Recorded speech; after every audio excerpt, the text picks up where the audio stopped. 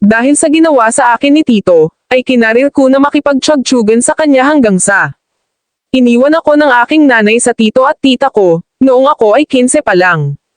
Bumiyahe kami ng 8 oras para makarating dito sa probinsya nila.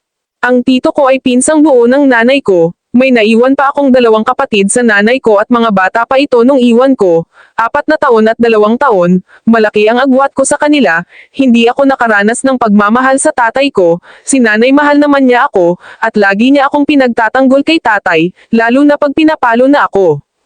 Palagi kong naririnig kay tatay na palayasin mo na yang anak mo sa lalaki mo.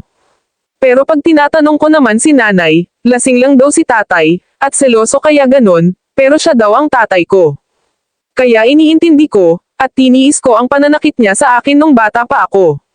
Naalala ko pag napasok ako sa school, ay palagi pa rin akong nabubuli, dahil nga sa palaging lasing ang tatay ko kung kani-kanino niya sinasabi na anak ako ni nanay sa ibang lalaki, kaya nahihiya akong pumasok, minsan nakikipag-away pa ako, noong nagsilang si nanay ay mas lalong laging galit sa akin si tatay, ayaw niya na sasaluhan ko ang kapatid ko sa pagkain na binibili niya, minsan nasasaktan na ni tatay si nanay pag lagi akong pinagtatanggol. Makalipas pa nga ng 2 taon ay nagbuntis ulit si nanay, nang ipinanganak niya ay babae, una ay lalaki tapos babae na. Kaya si tatay tuwang-tuwa, at araw-araw na akong pinapalayas sa bahay, hindi daw ako kabilang sa pamilya niya. Dumating sa punto na matindi na ang pag-aaway nila ni nanay, at ako ay muntikan na sa kanyang mga kamay. Kaya wala nang nagawa si nanay kundi ibigay ako sa kamag-anak niya, 8 oras ang aming biniyahe ganong kalayo. Noong kami ay dumating, pagkatapos nila mag-usap ay umalis na ang nanay ko. Nawala man lang paalam sa akin, walang sinabi na kahit ano. Hinimport naman ako ni tito at tita. Kinabukasan, ginising ako ni tita pinagsabihan, hindi daw nila ako tinanggap para maging prinsesa sa bahay nila. Ako daw ang gagawa ng lahat ng gawain sa bahay, at sinabi niya ang mga oras na pagluluto at pagpunta sa palengke. Sumunod naman ako, lahat ng utos nila sinusunod ko, habang tumatagal ako sa bahay nila.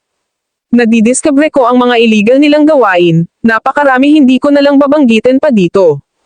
Hindi nagtagal pati ako ay naging bahagi na ng gawaing ito. Noong ako ay 17 na, umuwi si tito na lasing. Hindi niya kasama si tita, dumaretso siya sa aking kwarto.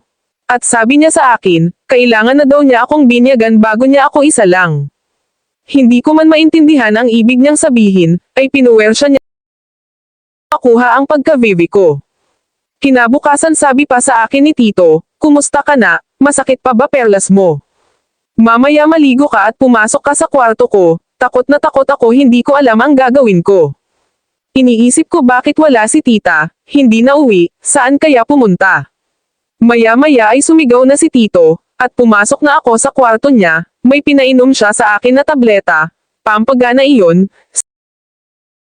Maya-maya na nag-init na katawan ko, at lahat na ng gawin ni tito ay nasa sabayan ko na, halos naka-8 round kami noong araw na yon, hanggang kinabukasan tulala.